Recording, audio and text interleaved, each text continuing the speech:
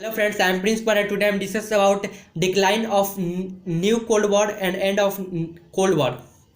इसका जो पहला रीजन था वो 1980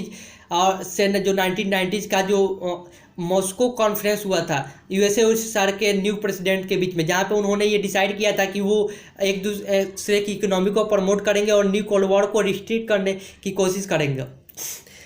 और दूसरा जो इसका कारण था वो था कि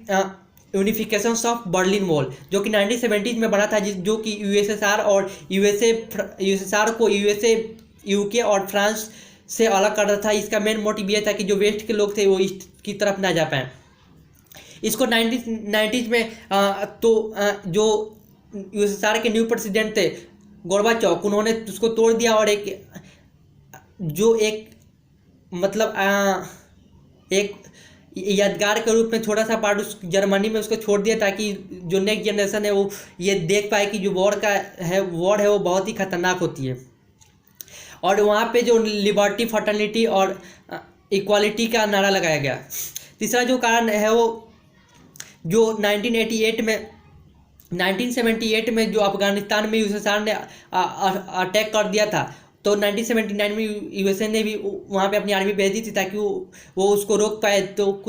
उसके बाद कुछ समय बाद जब इन दोनों के प्रेसिडेंट चेंज हुए तो उन्होंने इसको डिसॉल्व करने का प्रयास किया और दोनों ने अपनी अपनी आर्मी को विड्रॉ कर लिया। चौथा जो कारण है वो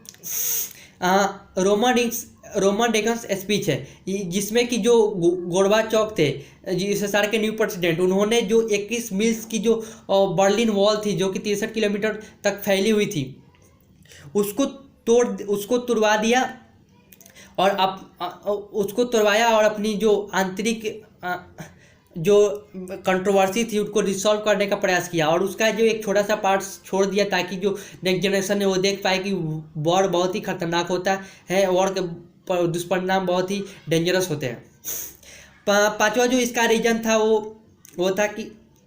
नेम ऑर्गेनाइजेशन, जो नेम की ऑर्गेनाइजेशन थी उसने बहुत ही महत्वपूर्ण भूमिका निभाई थी इन दोनों के बीच में कोरिलेशंस को ऑपरेट करने में। नाम जो ऑर्गेनाइजेशन थी, उन्होंने यूएसए और यूएसएसआर को ये समझाया कि जो युद्ध है वो बहुत ही खतरनाक है, इसके कारण हमारी जो इकोनॉमी है उस पर प्रभाव पड़ रहा है और पूरा जो देश है उनकी इकोनॉमी डिक्लाइन की तरफ जा रही है। इसलिए आप जो है वो कोल्ड वॉर को रोक दें, जिससे कि हमारी जो इकोनॉमी को प्रमोट करें। और उसके बाद उन्होंने उन दोनों के बीच में कोरिलेशंस बैठाने का काम किया, जिससे कि न्यू जो कोल्ड वॉर था वो डिक्लाइन की तरफ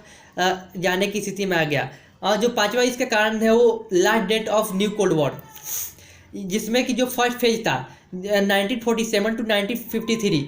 जिसमें कि नेटो 1959 में नेटो ऑर्गेनाइजेशन बनी थी, जिसको लीड यूएसए कर रहा था। जो वो 1955 में वर्सा पैक्ट ऑर्गेनाइजेशन जो कि यूएसएसआर की थी उससे डिफीट हो गई थी। और जब 1988 में इन दोनों को समझ में आया कि उन्होंने अपनी ज़्यादा करेंसी को डिफेंस में इन्वेस्ट कर रखा है, जिसका कोई प्रॉफिट तो नहीं हो रहा, लेकिन जिसके कारण उनकी जो इकोनॉमी है बहुत ही डिक्लाइन की तरफ जा रही है, और इसी को रोकने के लिए उन्होंने अब डिजर्मेंट्स की पॉलिसी को फॉलो करना स्टार्ट कर दिया और एक दूसरे के बीच में को रिलेशन लाने के लिए का प्रयास करने लगे। छठा जो इसका मेन रीजन माना जाता है वो डिक्लाइन ऑफ सोवियत यूनियन। आज जो सोवियत यूनियन थी उसकी जो इकोनॉमी है वो बहुत ही डिक्लाइन की तरफ जा रही थी, जिसके कारण वो अपनी सभी स्टेट्स को मनी सप्लाई नहीं कर पा रहा था, जिसके कारण जो उसके स्टेट्स थे वहाँ पे भूखमरी पैदा हो गई थी, लोग भूखे मर रहे थे, जिसकी वजह से जो यूएसएसआर से 15 स्टेट्स अलग हो गए, उससे टूट के अलग हो गए और उन्होंने एक नए देश, खुद का नया देश बनाया और खुद के रूल्स और रेगुलेशंस को फॉलो करने लगे, जिससे कि जो यूएसएसआर है वो रसिया में कन्वर्ट हो गया और न्यू कोल्ड वॉर का एंड हुआ। और इस न्यू कोल्ड वॉर के एंड के बाद जो